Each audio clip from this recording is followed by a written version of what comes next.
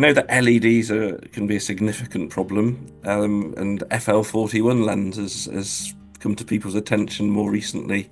Have you got anything to say about how that might help people with migraine or not? And the FL41 lens I developed back in 1989 when I discovered that fluorescent lighting was a problem. And in those days, the lamps varied continuously, 100 times a second, from bright white to dim orange. So I thought if we give them an orange lens, it'll reduce the amount of variation.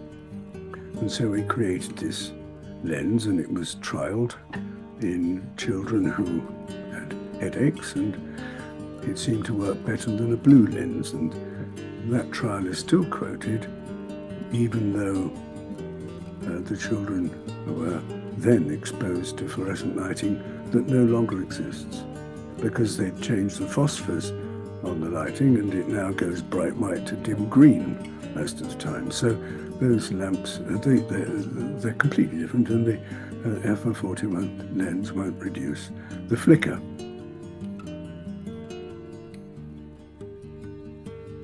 Everybody's different, and what we now know is that the colour they select as comfortable works far better than these off-the-shelf colours.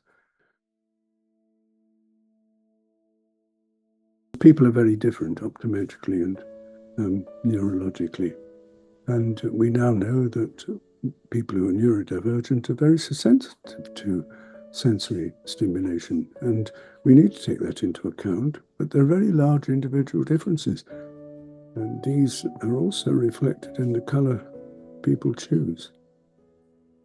Do we understand why neurodivergent individuals are more light sensitive and more likely to have visual stress and more likely to benefit from precision tinted lenses? We know that they are more visually sensitive, and that sensitivity extends